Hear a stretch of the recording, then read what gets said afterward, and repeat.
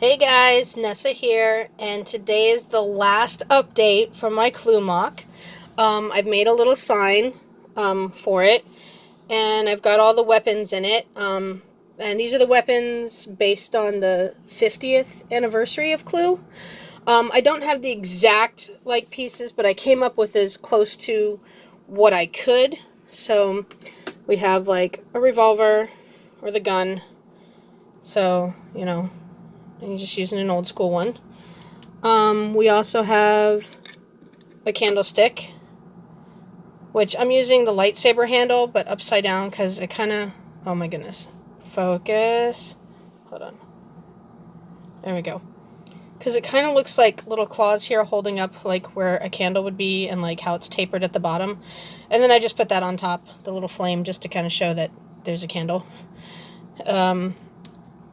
And then there's also, of course, a pipe. So I just used, the bar the size of a lightsaber, but in gray. What is it? It's a 1x4, I think.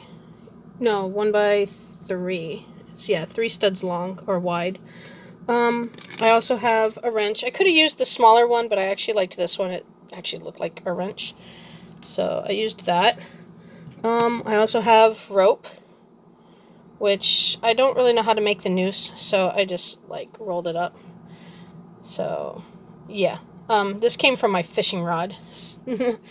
So yeah, and then of course the last weapon for the original set is a knife or dagger. No, there we go. So there's that. And then for the 50th anniversary, they used a bottle of poison. The bottle is different, of course, but this is the only one I had that could possibly go for it. So yeah, I used that. So alrighty, on to the mock. I finished it. The board is upside down though, because normally they would have the board situated where the ballroom is in the front. But I put it so that the hall is in the front. So there's the hall, the lounge, the dining room, the kitchen, the ballroom, the conservatory, the billiard room, the library, and the study. So, yeah, and I just put all the... Sorry for the shaky camera bit.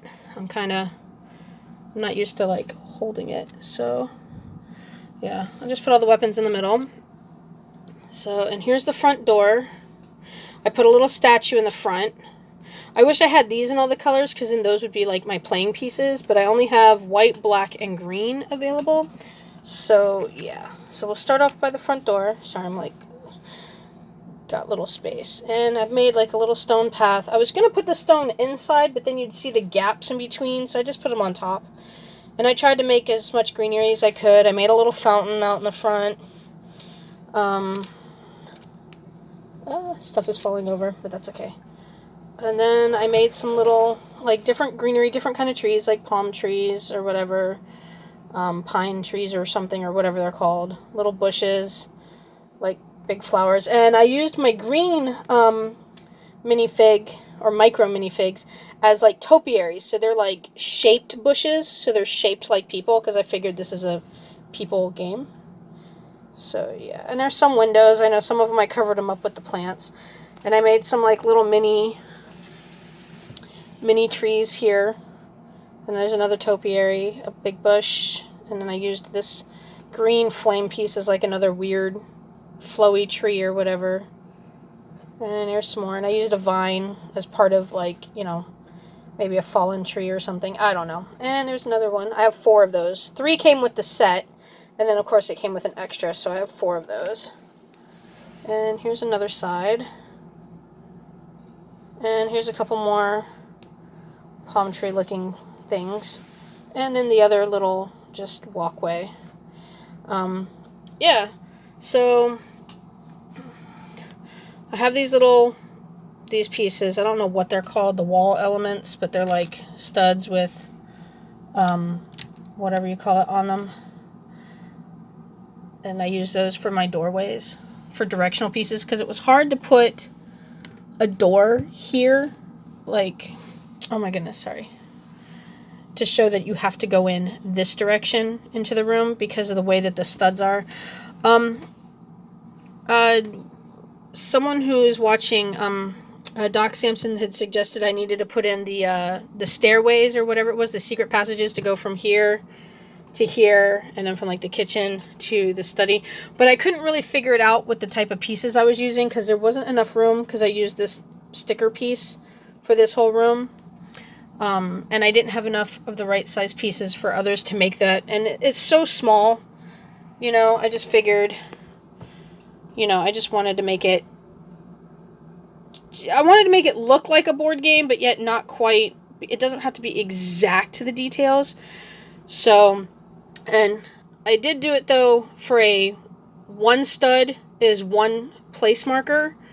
So, like, if you really wanted to play the game, you could. If you had the cards and stuff and a die, you could actually play this game because it has, you know, I even have like the little people too and their little starter places. Like for red, that's the red playing pawn that I made, and it does have a red starting spot. And then I also have yellow. There's the yellow pawn. And then I also have like the green pawn. It's hard to see because it's in all the foliage, but yeah, it does have its own green little square. And for white, I didn't have a clear bottom. Oh my goodness. So I used like the charcoal gray, but it looks really nice. It kind of gives it a little more color than just clear, you know, just white, but it works. And then there's the blue, and it has its own blue, like little starter space. The only problem I had really was purple. I don't have a purple 1x1 plate. I have a purple 1x1 stud, like the round plate, but it didn't look right, so I just used the fuchsia one since that guy covers it up anyway. But yeah. So let me take that stand thingy off. It's in my way. But yeah, I really enjoyed making this. It was so much fun. Yeah, normally when you play the game or whoever's sitting, and when they write the writing on the board, they write it this way. Even though that's where the front door is, they have all the writing so that you have to look at the board this way if you're trying to read it. Which to me I thought was kind of weird, so that's why I just turned it back around the other way. Yeah, I got some crazy shadows going on here, don't I? But I had a lot of fun building this little mini m.o.c board game. I don't know if I'm going to build any other board games. I mean, I thought about it, but it just, I don't know. Unless it's mostly square, I don't have any way to, like, make designs or anything. I mean, I guess I could probably do Monopoly, but there'd be no words at all. And I don't know that I'd have enough of the tiles and parts or whatever to, like, define the spaces. I don't know. To me, it would just be weird. I don't know. I could possibly try. I don't know that I want to do Monopoly though. That one just seems so hard. I've thought of like, you know, I thought about maybe doing like a cute checkerboard or something, or maybe even like a chess set or whatever. So I'm thinking about maybe trying to do that. I don't know. I'll have to look into it and see. I might want to do them in like miniature form because I think that would be just so funny. So yeah. I don't know. I do want to redo this again in a bigger scale like I had started before, but I had to take that one apart, unfortunately. But I don't have enough pieces to make the big one, so I don't know. We'll have to see. I might have to do an order, but everything's been so crazy now with the virus and stuff going on. I hope everybody's doing okay and as well for that. But, yeah. I hope you guys enjoyed this video.